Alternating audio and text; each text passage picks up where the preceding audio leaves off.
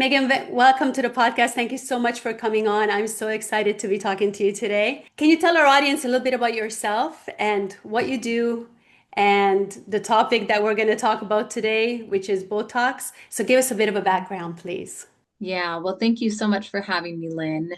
My name's Megan, and I'm out here in California. We're on opposite sides of the world. We are. Um, but I am just kind of your boring, average suburban mom. Mhm. And I'm a speech language pathologist here in California. And I'm in my 30s and all of my girlfriends were trying Botox. And last summer, I just kind of started asking around about it because I was kind of dabbling with the idea. At first, I thought, oh my gosh, those people are crazy to even inject something that could be dangerous into them. But then you start to see it everywhere, right? All over social media.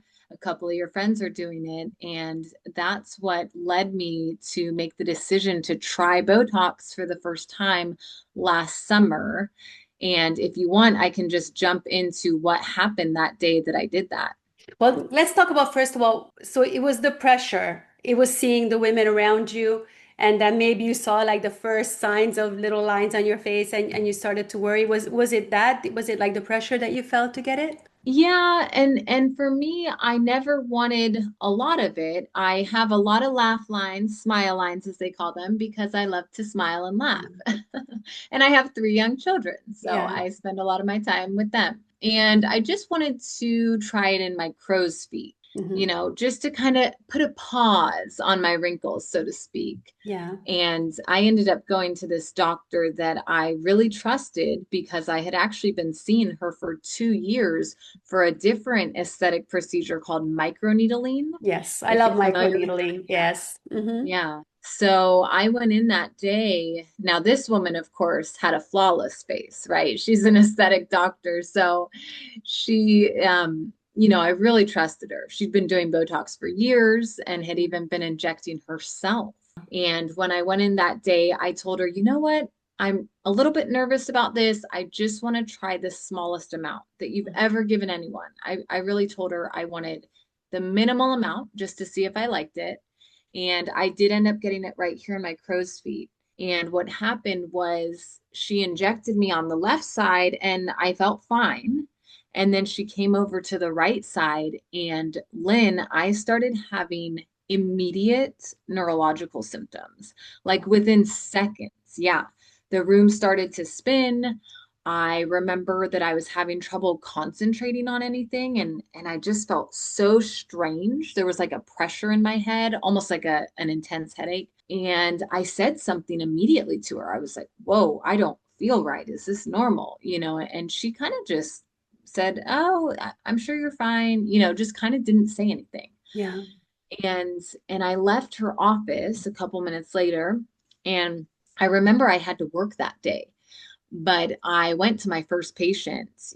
I see my patients in their homes actually. So I work Mhm. with patients who have speech and swallowing disorders, Yeah. which will become ironic in a minute when I tell you what happened to Oh me. no. So, right. I remember seeing that first patient, and my whole body just started experiencing what I can only describe as severe fight or flight feelings, like heart palpitations, inability to concentrate. And I just felt off. And I went home right after that patient. I had a really hard time driving home. And my mom was there watching my baby. I actually had a 10-month-old at the time. Wow. And I told her, I know. And I told her, I don't feel well. I don't know what's going on. So I called the doctor's office back. Oh, no, no, no. You're just anxious, Megan. Go drink some tea on your couch. Well, it turns out I started having symptoms of dizziness, nausea, these anxiety type feelings. I was so fatigued. I was on the couch for the rest of the day. These kind of started coming and going, these sensations throughout the rest of the week. The following morning after the injections, I had completely bloodshot eyes, Wow. which I realized later was likely because I was hit in a blood vessel. Yeah. That's one of the ways that this toxin can go very wrong. Into your bloodstream, right? Directly. Do you remember how many units you got? by any chance? Yes, I got 6 on either side. So it was So 12 units total, which is a fairly small small amount amount, yeah. for cosmetic doses. I just remember, a lot of it's a blur, but but what ended up happening was over the course of the next 3 to 4 weeks, these symptoms just started coming and going. And I was confused because on the one hand, I was thinking, like, I've never felt like this before, right? I'm having Yeah. kind of like weird head pressure, neurological brain fog, but I also didn't think that these could be related to the Botox because I was told by my injector that the only side effects were headache and pain at the injection site. And that's what they tell a lot of people, Yes. right? That's all that's possible. So I started having just the oddest symptoms, and we were planning a trip to Chicago with my husband's family in a couple weeks. So I just said, "Oh, I'm just being nervous because of the trip that's upcoming." Of course, that wasn't the case. And what ended up happening on the way home from that trip is when my swallowing issues started.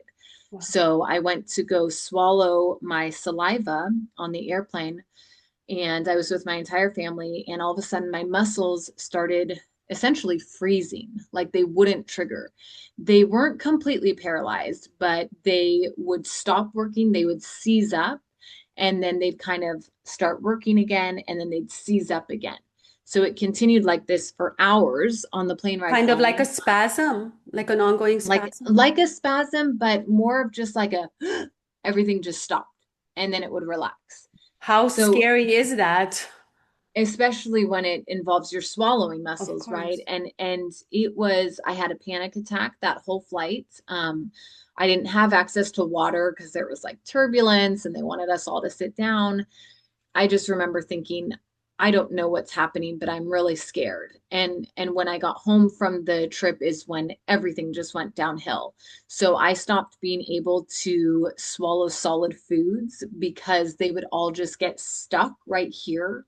And one of the reasons that is because what happens in Botox adverse effects, also known as iatrogenic botulism, is that the mouth becomes incredibly dry, or it can, Hmm. for people, if the toxin kind of lands in their vagus nerve, Yeah. our mouths can become very dry and make it really difficult to swallow solid food. So I was having, I lost 20 pounds. Wow. I could not eat solid food. I began having neck muscle weakness. So my head would just kind of tilt like this, and I would have to hold it up with my hand. And, of course, I was barely surviving every single day. I couldn't work anymore because my body was just in a constant state of fight or flight. I couldn't sleep at all. I was having nights where I would just be up till 3 a.m. And, the whole time I'm just thinking, like, what is happening to me? Every doctor's gaslighting me, telling me, what are you talking about? This isn't from Botox. You're fine. Your labs all look normal. And, unfortunately, they do that a lot with women, as They most of do. your audience probably knows, who have been through Absolutely. any kind of health conditions, right? Yes. And They and I just say it's knew all that in I your just head, right? It's all in your head. exactly, Yeah. exactly. And it's like, really? Then why wasn't it in my head for the last 35 years? For Like, why example. did right? Why did all of these symptoms begin the day that I got these injections? What ended up happening, the way that I kind of figured out what was happening to me is I finally just went online and started reading through the clinical trials for these drugs. If you just go on drugs.com, you can find all of my symptoms listed under Botox side effects. And I saw that online and I was just like, I knew it. I knew I hadn't just woken up and gone crazy one day, like every doctor was trying to tell me, Yeah. right? And Megan, And your doctor, when before you got the injection, she didn't mention any of these possible side effects. not at all. Mhm. And the vast majority of injectors do not. The so I went on to meet, thousands of people. I was part of these big support groups. All of us had had these same horrific side effects. Some were more mild than mine, some were worse than mine.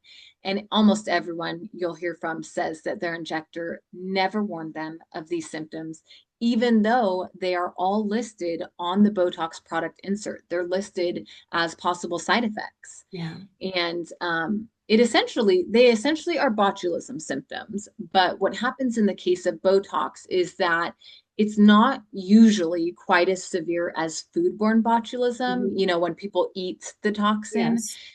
typically when people eat the toxin, they're eating very large amounts and they get almost that, you know, within 1 or 2 days, they're getting paralyzed or difficulty breathing. Whereas what's happening with Botox adverse effects is typically only a small amount of the toxin might spread. So we're getting what's called mild botulism. Hmm. And it's not mild. I Yeah. can assure you it is Yeah. not mild at all, but it's not necessarily life threatening. So we get all of these symptoms of autonomic nervous system dysregulation, right? The toxin is essentially blocking neurotransmitter communication within our nervous system.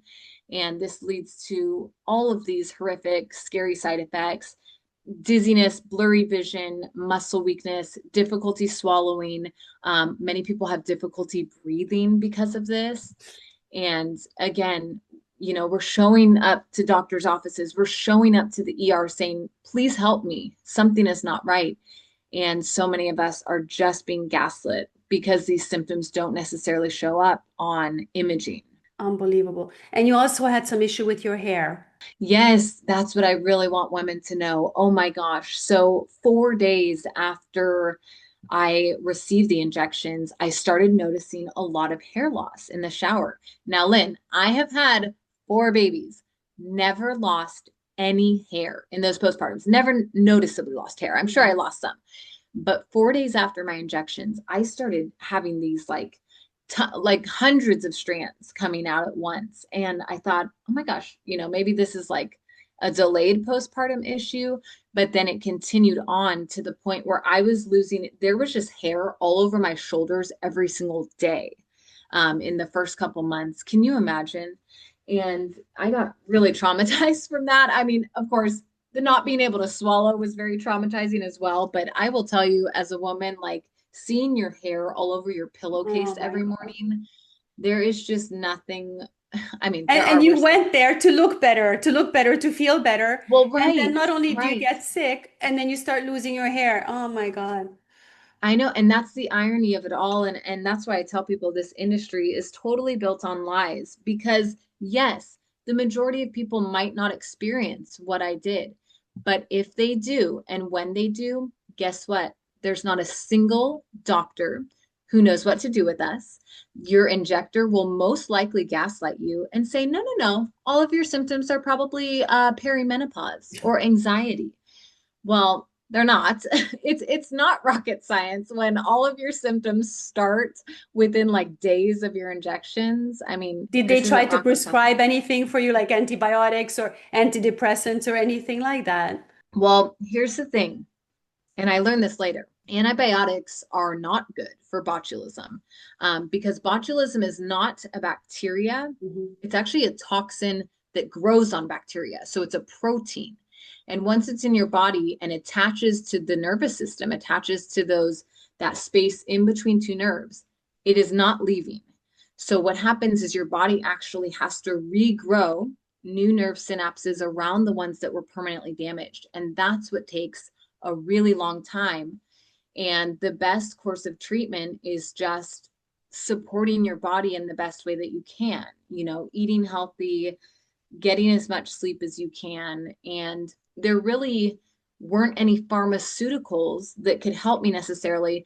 Now, I did end up taking small amounts of Ativan, which is a benzodiazepine. I had to take that in the beginning months For the just to anxiety. sleep at night. Yeah. Yes, and just to sleep at night. And thankfully, I was able to wean myself off relatively early because, as we know, those are not great drugs for the human No. body. So, we would normally do, you know, working full time, caring for the children. And I mean, this illness, now that I've gone on to meet so many other people who have this illness through these amazing support groups that are online, Yeah. I mean, this illness is devastating. It can break up families. It can ruin relationships. It can cause a rift. I mean, I've met older moms, you know, in their 50s or 60s, and their adult children don't talk to them because Wow. they don't believe them. And because all the doctors are saying, what are you talking about? That's not It's possible. probably menopause or something like that, right? Exactly, exactly. A lot of this gets blamed on menopause, anxiety, hormonal issues. And the truth is that Botox poisoning, as some people call it, it can lead to secondary medical conditions. Mm-hmm. So, a big one that people get is something called MCAS. And I'm Mm-hmm. not sure if you've ever heard of that, but it's Yeah. kind of like when the body's in this constant state of having to fight off a toxin, whether that's botulinum toxin or any other, parasites, whatever, mold. The body essentially goes into like an autoimmune state and starts reacting to things that like perfumes, Mm-hmm. foods that are high in histamine. This is the same condition, MCAS, that a lot of women with breast implants get, actually. So there's a lot of I've been overlap. there. Yeah. Yeah. Yeah. So what was your experience? With breast implants. Hmm. I have a whole video about it. I don't want to take away from the Botox, but it was really Okay, okay. it was really terrible. First I had silicone implants, and they actually ruptured because they forced me to have a mammogram before changing them. So probably that ruptured it, and Oh, so it just went all over my body. It took 12 hours on the table to get rid of all the silicone. They put in saline implants, and I couldn't wait like to have some kind of a more natural solution or something. And I finally had ended up having them removed after having them in for 20 years with the silicone and the saline. And when they came out, they were black, covered oh in my mold, God. completely Oh black. my gosh. So I know, guys, this is not really related to Botox, but it's related to what they're doing to us, as women, Absolutely. that we are not adequate, we are not enough, we're not, we need bigger boobs, we need smooth faces, like we have to have this, we have to be perfect for some reason for somebody. And in the same time, they're gaslighting us, they're poisoning us, and it's just systematically done everywhere to women. It's so freaking sad. Round of applause. You you hit the nail on the head. And Yeah, and it runs so deep. It's been so normalized in our I know. culture. We are so normalized to these smooth artificial AI Yeah, faces and these, it's just everything. And it's truly, it's sick. It's it's really really sick. sick. And women are suffering at the hands of all of these supposedly like beauty aesthetic I treatments. know. And then we're being gaslit. We're staying sick. We're not achieving health because the doctors don't know any of this. I And know. and I was very lucky. I want to say that my primary care doctor, amazing woman. She's a Mhm. different woman than my injector. My injector completely gaslit me, blocked me, told me that I was She blocked harassing you. her. Yeah, on No. Instagram. She told me I was harassing her because I was asking her to report my side effects to the FDA, which is her job as a medical doctor. So anyway, my primary care doctor, amazing woman, very holistic minded, she believed me from day one. Yeah. She had no idea how to help me, right? Because there really isn't any other treatment except waiting it out. But she, at the very least, was like, I believe you, Megan. Like, I've never even met you before, and you're coming to me saying that I can't swallow properly. I can't sleep at night. My hair is falling out in globs, and she believed me. And a lot of that has to do with the fact that she herself never did Botox. And I really believe that, unfortunately, when I share my story online or through the books that I've written, people who do Botox tend to almost like personalize it and say, Yeah. well, that's not going to happen to me, and it's like, no, I'm not trying to attack you as a person. You're just a beautiful woman who's doing what society tells her to do, right? Like I was. Exactly. Exactly. I'm No, not trying to exactly. attack you. I'm trying to raise awareness about the fact that the risks, and when this does go wrong, no one's going to be in your court. No one's going to be helping you. And I do not want to see other people suffer the way that I and tens of thousands of other people have. And when I say tens of thousands, I really mean hundreds of thousands. Like, if you trace this back, and this is something that I talk about in my book, No Talks, No talks. Yeah. if you trace this back to the early or the late 90s when they first brought this drug out, you will see that there were case studies of iatrogenic botulism happening in the medical literature. And then there started to be lawsuits. By the mid 2000s, there were multiple lawsuits that were going after Botox because people were getting injured from these injections. Wow. And yeah, And we and they don't we don't want hear about this. Have you ever heard about this in the news? Never. Nope, nope. And that is what is so crazy, Lynn, is the first successful lawsuit against Botox was a woman who had 50 units of cosmetic Botox. She won like 18 million or something. Wow. They were able to prove that the Botox caused her severe botulism, and not a single mainstream news covered this on TV in an article, nothing. CBS did do a written article about one of the next lawsuits, which was this horrific story of a man who basically went into a coma after the Botox spread to his brain. I want to mention this case in particular. His name was Douglas Ray Jr., and people can look it up online. Yeah. The doctor who injected him, the neurologist, she was very well trained in administering Botox. He was her first botulism patient. And when she saw what her injections had done to this poor man, she wanted to find out why. She did not gaslight him. She did not say, no, no, no, that's just, you just woke up in a coma one day, right? She wanted to know more about what was happening. And so she started researching people like me, people who have developed iatrogenic botulism. She's an amazingly brave doctor. Her name was Anna Herstova, and she did publish 2 articles on the severe nervous system complications that can happen after these injections. And she followed women who had had as few as 16 units of cosmetic Botox. And she found that these women, even 4 years out, were not completely back to their pre injection health norm because of how much damage the toxin can do to our bodies once it spreads, right? Yeah. If it stays in the muscle, you're lucky. You're Yeah. lucky, and maybe you're being slowly poisoned. But when Yeah, it you're still spreads, being poisoned because even anything you put on your skin gets absorbed into your bloodstream. So just because they it's have in your found muscle, it doesn't just stay in your muscle. that's absolutely right. And science has proven that. They now have 2 studies that have shown what they did was they took women who were breastfeeding, injected them in their forehead. Guess what? Half of them had Botox in their milk. They found the People toxin are in their milk. actually going while they're breastfeeding and getting Botox. Oh Are yeah. you for Mhm. real? And There are doctors will do it. well, you could just lie to your doctor and say you're not breastfeeding, but most doctors shouldn't be. But I will tell you that I have found OBs on Instagram who say, ladies, don't worry about it if you're breastfeeding. Just go. There's not going to be enough Botox in your breast milk to harm your Absolutely baby. criminal. Yeah. Criminal. Well, these people are criminals. Not the doctors necessarily, but the manufacturers of Botox. They were actually found guilty of criminal and civil charges by the federal government back in 2010. They had to pay like over 600 million because their strategy is, okay, let's get Botox approved for a few uses, right? Yeah. Muscle spasms, migraines, the cosmetic stuff. But then we're going to market it for everything else under the sun, Mhm. right? So their latest development is marketing Botox as a treatment for depression. Depression. Tell us about that. Okay. Yeah. Yeah. Yeah. Go I on. I will say for myself personally, I had never been depressed before I got Botox poisoning. And what happens a lot of times in Botox poisoning is once the toxin reaches our brains, the central nervous system, which it can do one of 2 ways. Real quick, I'll just explain.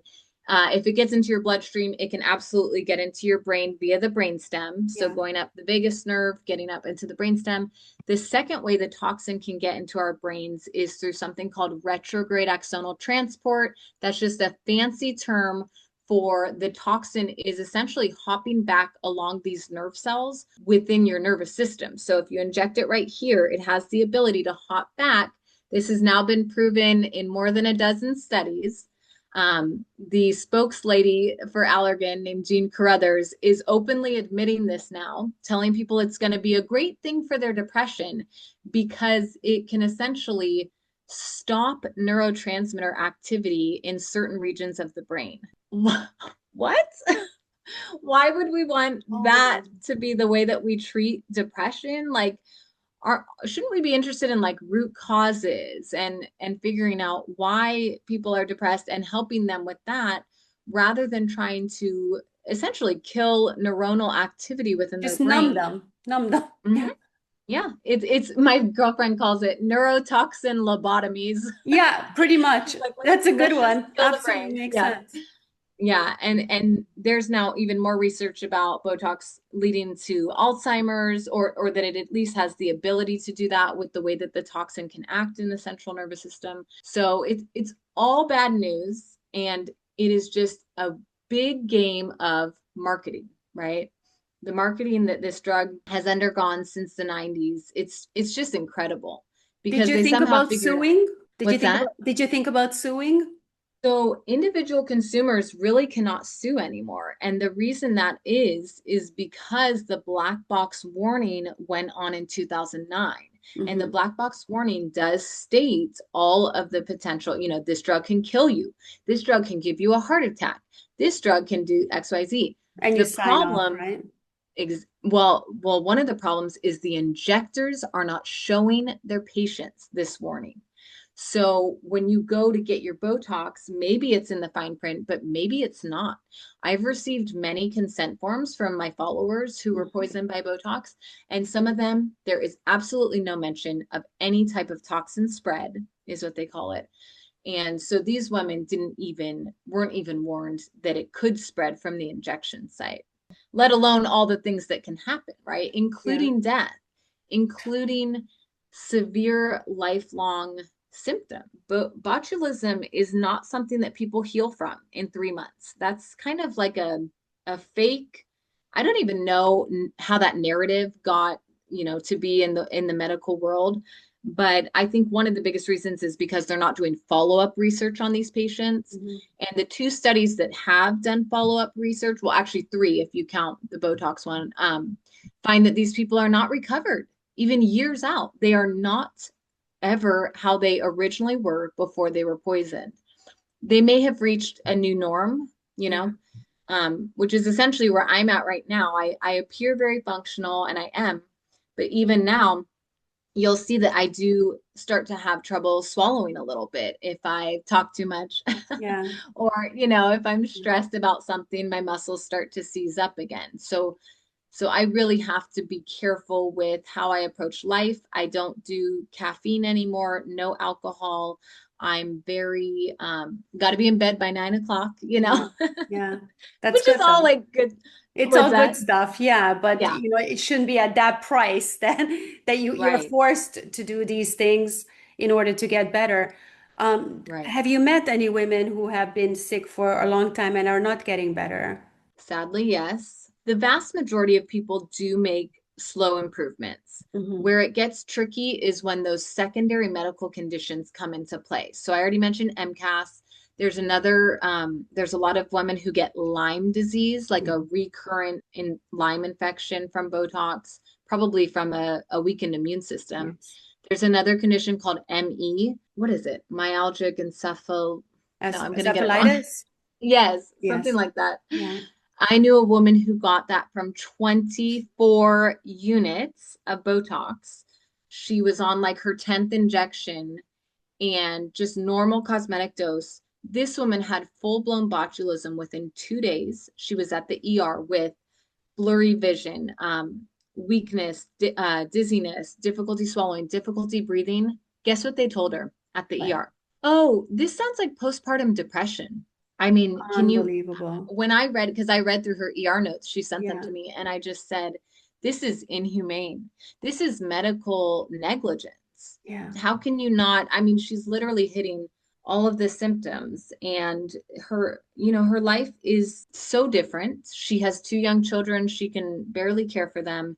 She's homebound. She can't work. She can barely go to Target. Going to Target is like, oh my gosh, we got to, save up all our energy for that. Maybe we last 30 minutes, we go home, we're sleeping the rest of the day. That's how all consuming these illnesses can be.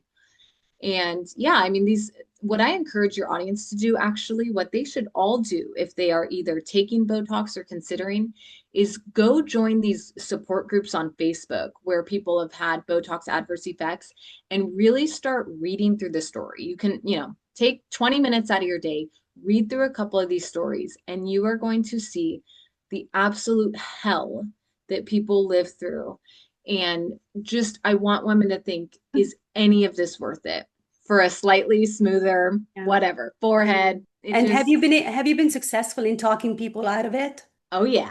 That's the best part. I'm like, I That's love it when I hear from people. amazing. I Yeah, tried no, that I with the breast definitely, implants, and I would, there are all these breast implant support groups.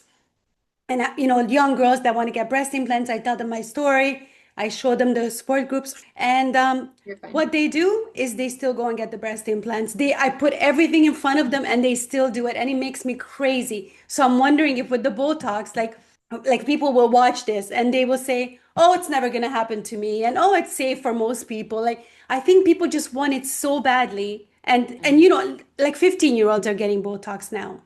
Women, It's like mothers, are so taking their scary. children for preventive baby Botox and all of this. Like, what do you think about that? Oh my gosh. Well, you already know what I think about that. It's horrific. It's disgusting. But the reality is, Lynn, that people make decisions based on emotions and not facts. Yeah, And that's that's hard for true. me because I'm like, I'm so rational. I want everyone else to be rational. Yeah. Like if I had heard one story like mine, I Hmm. never would have taken the risk because I have young kids. I Yeah. have a job I love. Yeah. I have a life I want to live. And I just hope that I almost think the stories are more powerful than any of the facts. I've got all these like facts, like, oh, people are just going to read all these facts in my book and they'll make the decision. But the truth is that the stories are powerful. So when you start seeing the videos of these women who are having the muscle spasms, who can't walk, right? My girlfriend Stephanie, she was paralyzed for months, couldn't hold her 2-year-old. When you start looking at these stories, reading through these stories, and really trying to put yourself in those women's shoes and think, what the heck would I do if this happened to me? Yeah. I think that's where we make progress. And actually, I probably am not supposed to be saying this, but we are a couple girlfriends and I who all had this poisoning are trying to work on a documentary. So Oh, we're really hoping wow. that that's going to be out soon. I know. We found a guy that wants to film us, and we're I all just love going it. to tell our stories so that people can just see our faces and Yeah. understand that we are real people that this happened to, and we least suspected it, right? 12 units once. Other girls who had been to the same injector for years, same Yeah. injector, and then bam, one day their Something whole world happens. ends. That's just what I think is the best way to go about raising awareness is just connecting with people on an emotional level. Yeah. Because hello, I'm a 35-year-old lady, like I get it. I want to have nice smooth skin. I want to look good, but at the end of the day, none of this is worth it. It's not worth your health and your life. Your health is everything. Of Being able course. to move, being able to swallow, being able to breathe properly. Yeah. We just take all of these things for granted. And it's not until we're poisoned that we realize just how amazing our bodies are and how much they do for us without us even realizing it. Exactly. You take your health for granted until you lose it. And then you realize there's nothing more important than having your health. No. Megan, what do you think about fillers? Boo. Thumbs Yeah. down. No, I mean I just think I call them clown shots. Clown I'm shots, kidding. yeah. I just they're not good either. Injecting these foreign things in our body is not Yeah. good. I guess on the one hand you can't get botulism from them, so it's No, like but you're okay, maybe that's interrupting your whole lymphatic system in your face, for right. example, right? Right. And they find like plastic surgeons will open people up and just I've find all this seen that, and nasty. it's all just stuck on. Oh, Oh my God. And they're like squeezing it out during a facelift. Oh, it's it's so so cringy. it's so I bad. know if people would look at that and watch those videos and think before they do these things, it's just I mean, like you mentioned, microneedling. That's great. No, that's a Yeah. wonderful treatment. I also get regular PRP treatments where they use your own Yeah. plasma from your blood. It's natural, it's wonderful. It makes your skin glow. It's great. There's so many Right. nice natural alternatives out there. Red light So therapy. There's many. so many things that you can do. But you know what? I have a theory, a Yes. conspiracy theory, if you want to hear it. Well, because why are we being so gaslit? Why is it being forced on every woman? Why is it that nobody will speak out or acknowledge the fact that, all these women are suffering, thousands or hundreds of thousands of women? What if, I mean, now that they're bringing in all this AI, right? and you can hardly tell the difference who's real, who's not real anymore. But what if they were doing this all along so that women would kind of start looking like AI already? So when they bring in the AI, the transition will be so smooth because we'll be used to seeing these frozen faces. Do you know what I Yeah. mean? Yeah, it's just Especially with the actors, influencers, they all have oh it yeah. done. And they all have these frozen faces. So if they bring in the AI actors, influencers, and all that, you just can't tell the difference anymore. Right, I don't right. know And if it's that's just just my it's theory. also it's like this, it may not be that sinister, maybe it is. I wouldn't be surprised. But I think what happens more often than not is like, people work for these large companies. They have to come up with marketing ploys and it's like how do we get people to spend all their money on this stuff? Well, we start putting out all these ads with perfect faces, we Photoshop all of this stuff. This is how we keep people on the hamster wheel, spending all their money. We're milking them dry with just, Every and oh, three you need months, this every 3 months, right? every 3 months. This is people are advertising like full face tox where they're literally getting their entire face injected with toxin. And of course, we know that most of the time, the more toxin you get, the greater the possibility of you having these adverse effects Yeah. because the toxin can also spread through adjacent muscle tissue. We didn't talk about that yet, but it can actually spread like 3 to 4 centimeters. And you'll never believe this. I was talking about my story at the grocery store. I'm one of those freaks that's like proselytizing everywhere, right? I'm I like, love don't do it. Botox. And the cashier goes, she was like, oh, I had Botox in my neck once and couldn't swallow for 2 months. I just don't get it in my neck anymore. And I was like, wait, what? Is that how normal people respond to this? Like, I was like, how could you keep doing it anywhere if you had an experience where you couldn't swallow, your muscles were paralyzed for 2 months? She said that she just drank liquids. I mean, I don't know. It's like the brainwashing is really scary, and we're losing the recognition of what it is to be normal and also like the fact that we are whole human beings. We are not just broken down in like neck up this thing. Like this is not who we are. We Yeah. have brains, we have talents, we have love to give. We have all of these different things that make us whole, and these industries just, I mean, they cash in on all of our Yeah. Big insecurities. pharma is big money. I mean, Big money. you know what I was thinking about because you mentioned all these women and you also have you had small children when you got it done. But what happens, for example, for babies, like they're looking at our faces and our expressions, and that's how they learn, right? About human Yes, emotions and everything. So what happens when a baby is looking at a mother whose face is completely frozen and is not able to absolutely. express emotions? How will that baby develop emotionally? That is such an amazing point. That is, as a speech pathologist, I know this very well. Social emotional learning and Mhm. those mirror neurons that our brains have thrive and depend on, of course, seeing the facial expressions of our loved ones, of our caregivers. And to think that a baby would just be staring at a mostly frozen face, it's like you never know what mom's really thinking. Exactly. Mom's yelling, but there's no But emotion. looks Like happy. how do they learn? Right. Like what kind of issues will they have later on? Already with the pandemic and the masks, right? When these Yes. babies that were trying to develop and all they saw were masks, they didn't see human faces. And then when they started seeing faces, they were terrified. They didn't know how to react. But then to put like a frozen face on top of that with young Well, women I will getting this tell done. you. Yeah, and one of the saddest things that a lot of people don't like to talk about is that many of us who end up with this poisoning, it changes our brains. It really does. We're never the same people that we were going into injections. We're just not. This is the most lethal toxin on the planet. It does damage to the brain.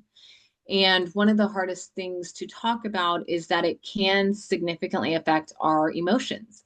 And a lot of women, so many women, I run one of these support groups now. Mhm. So many women talk about the lack of empathy and just like, I don't Wow. feel the same amount of So do you love. think it's affecting the brain or because your face is not able to respond Well, it that could your be brain both. is, yeah. Yeah, It that would it be could be interesting. both, but unfortunately, the first one, the former one that you mentioned, so uh, the toxin can block neurotransmitters like dopamine and serotonin. It's capable of so much more than just blocking acetylcholine, which is the neurotransmitter for our muscles.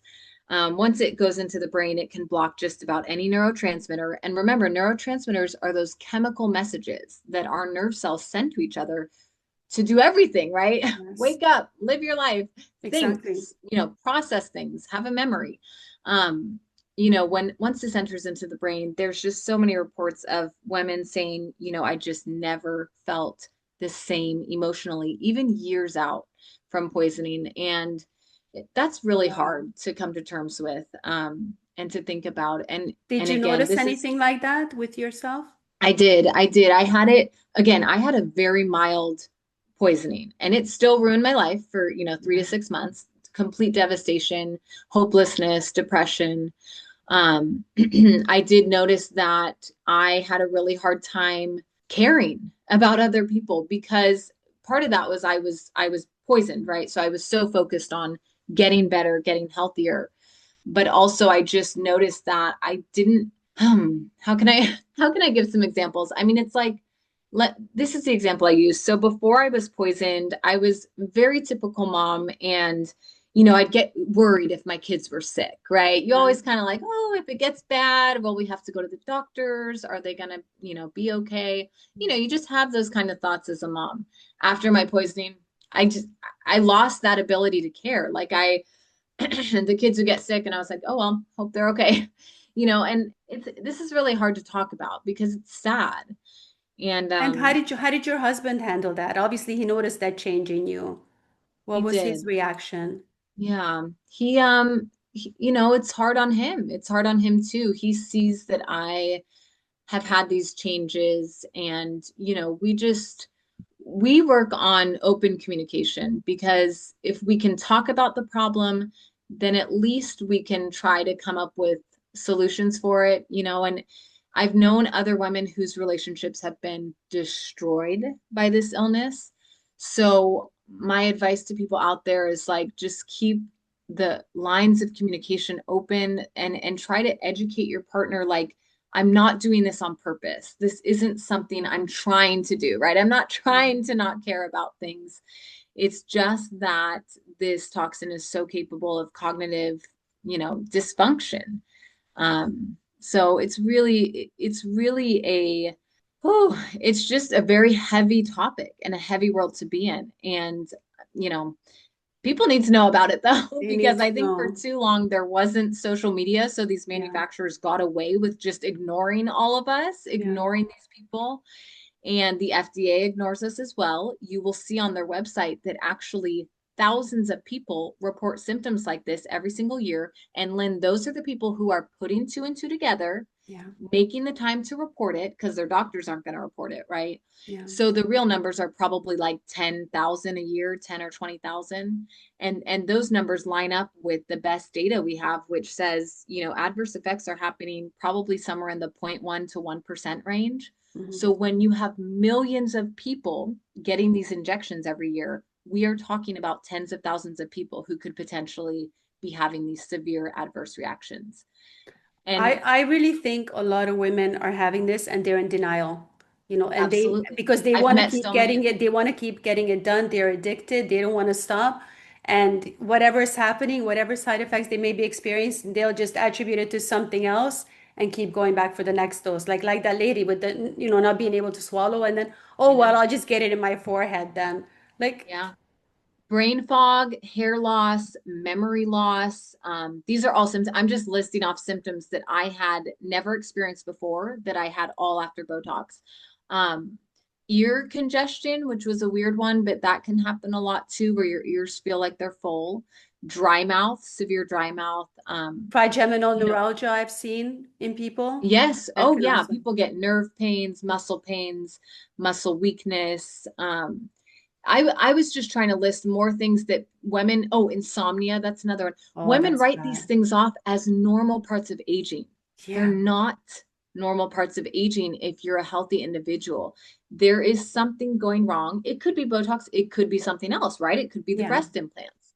It could be your poor diet. It could be It could other be, yeah, things, of course. blue light at night, staring at your screen at night, all of those Yes. things, of course, those are Yes. huge as well. But it's easy to blame it on something else and then keep getting the poison and continuing to poison yourself instead of finding a solution. If women are doing Botox, they have to at least consider that the Botox could be causing some of their symptoms if they're having health issues. Thyroid, that's another one I want to mention. Mm, My thyroid went way out of whack. So my whole life, my thyroid was literally the same number, like my uh-huh. thyroid TSH. And then as soon as I was poisoned, bam, 2 months later, my thyroid numbers went way down. They have since gone back up again Yeah. because I put two and two together, Yeah. right? I figured out, holy cow, all of these health issues I'm having were definitely the Botox. So I am one of those lucky ones that has recovered. When women aren't putting two and two together and they keep poisoning themselves, usually there's some kind of like a breaking point, and eventually, because it's Russian roulette, right? You never know Yes, when you're going to be the next victim. absolutely.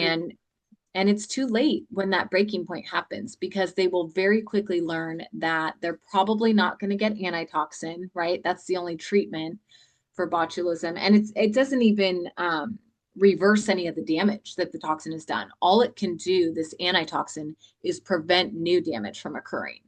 So a lot of people get that, but then they still have maybe 6 to 12 months of healing, where of course they can't necessarily work full time. They can't take care of their children, right? It's all these domino effects that you don't think of, that can happen if you get severely ill. Yeah, for sure. You know what I'm thinking because my audience is mostly ladies over 50, and so many women are suffering with really, really severe menopausal symptoms that they don't know what to do with. And a lot of these women are getting Botox regularly. Mhm. So I wonder Mhm. if it can also make menopausal symptoms much worse, or it Oh, could be absolutely. confused for menopausal symptoms when it's actually just Botox poisoning. Absolutely. Absolutely. I mean, these nervous system disruption is what's going on in botulism. And our nervous system is highly influenced by our hormones and our immune system. Mhm. So what a lot of us women find who have been poisoned, who are in these support groups, is that our cycles, our monthly cycles would come around. All of us would get a severe worsening of symptoms just Really? from that hormonal fluctuation. So absolutely, if you have poisoning on top of just maybe some normal hormonal things, it's going to exacerbate those symptoms and make them worse because your nervous system is in a state of poisoning, Yeah. disruption. And yeah, I hear so many people who got early onset menopause or perimenopause from Botox, like women in their young 30s, in their early 30s, should not Wow. be having menopausal, No. cycle hormonal type symptoms. That's not No, normal. that is not normal. And if But they are saying now that's normal. You hear that from doctors. Oh exactly, yeah, sometimes menopause starts in your 30s. But does it no, that really? they just flip the script because they don't know that Botox can cause these symptoms or breast implants. Again, Yeah. we're kind of talking about the whole world as a whole has been slowly more and more poisoned just because we have so many more toxins in our Yes. environment. But Botox is one of these huge toxins that can take down even the healthiest person. Lynn, like I'm the organic crunchy mom, okay? Yeah. I eat all the good food, I ground, I drink good filtered water. I get all those healthy, I have all those healthy habits. Yeah. Even I was taken down by 12 Yeah. units once. It Yeah. doesn't matter how healthy you are going into it. This is not like an 80-20 situation. Oh, I'll be 80% healthy and then Yeah. 20% I'll do my Botox every 3 months. But No. it's so interesting because you're saying you're so into health, and as I am as well. And a lot of women that are, I'm not me, but the others, they will say I'm vegan, vegetarian, I only eat organic foods, I'm super healthy, blah, blah, blah. But then they don't think twice about putting a poison in their bodies. You don't even, because when it I comes know. to vanity, then it's like anything goes. Oh, I don't care. I just want to Anything goes. have less wrinkles. But and then when you're reading all the labels, making sure you won't put any poison in your body when you're, with shampoos or food you eat and everything. And Right. yet we go and inject this into our faces. Like it just doesn't make sense. It's The crazy. comedy writes itself, as I always say. But I'm like, seriously, okay, fair enough. It's so ironic. I mean, And yeah, and it's a terrible thing what happened to you. But the Yeah. fact that you are now waking up thousands and thousands of women, like there was a reason why this happened to you. No, it's true. Yeah. And I think it's amazing what you're doing. And you're very brave for speaking out. And has anyone tried to silence you? Um, we don't talk about that on air. No, I'm just kidding. This this It's this will funny probably get because blocked on YouTube.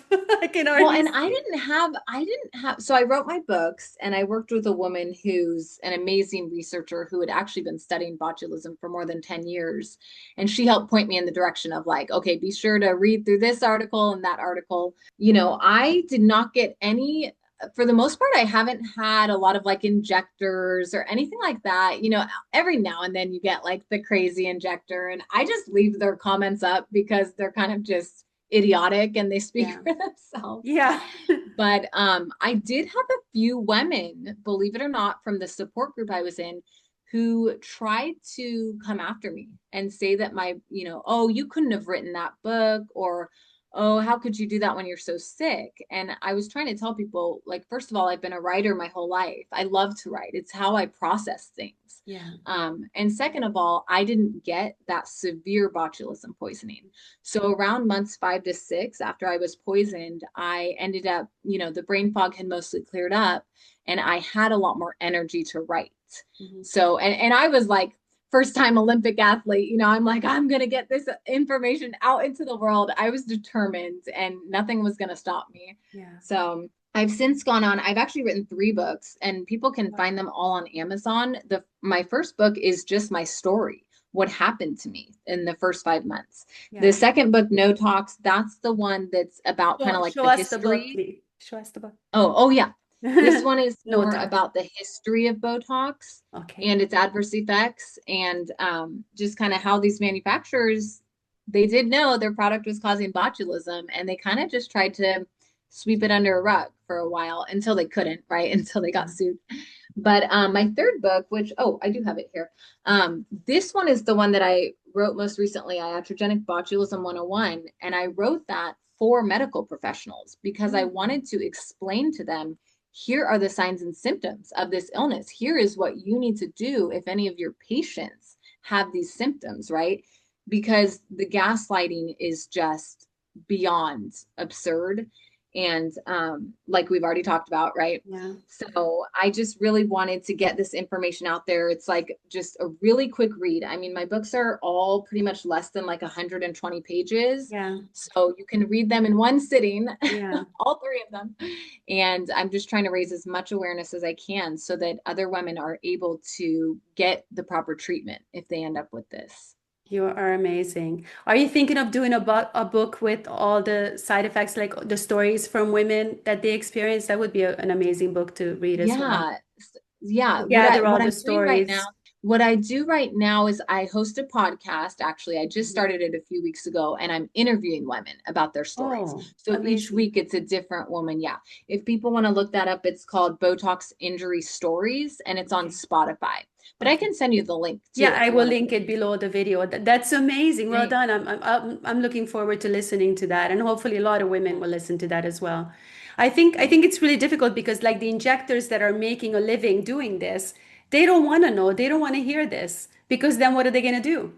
They're going to pack Well, up shop exactly. and how are they going to make a living? So, I mean, If people are they're really invested in this. And of course, big pharma's invested in this, the doctors are invested in this. So it's like the only way this is going to change is with people like you waking other women up. So thank you so much for doing that. Honestly, like, I think this is going to be like the 95th episode, 96, something like that. But this is probably the most important episode that I have ever done.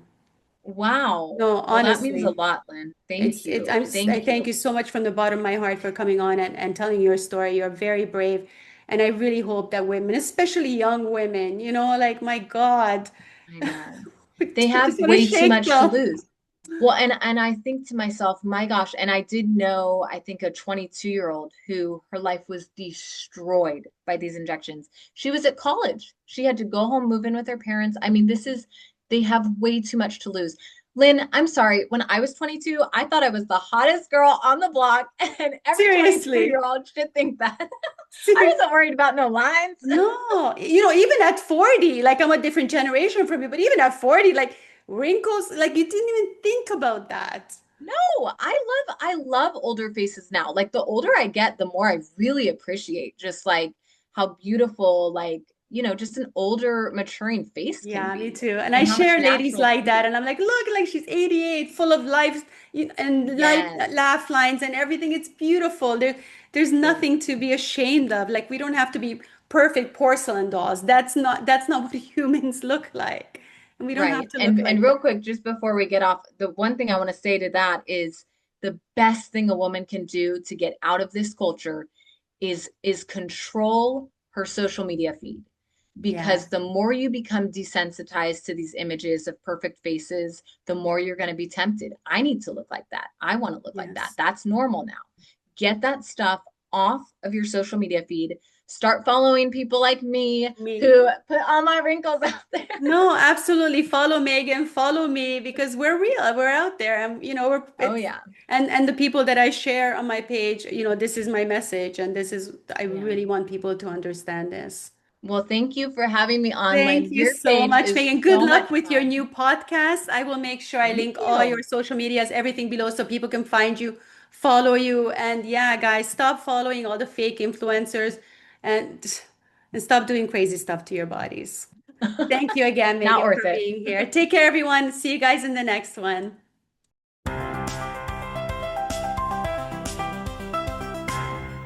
Thank you for tuning in to the Rewilded Human podcast. We hope you're leaving with insights to reconnect with your natural, vibrant self. Remember, the information shared here is for educational and inspirational purposes only and is not a substitute for medical advice. Always consult a qualified healthcare provider for any personal health concerns. If you enjoyed today's episode, please like, subscribe, and share it with others who might benefit. We'll see you next time, ready to dive even deeper. Stay wild, stay true, and stay tuned.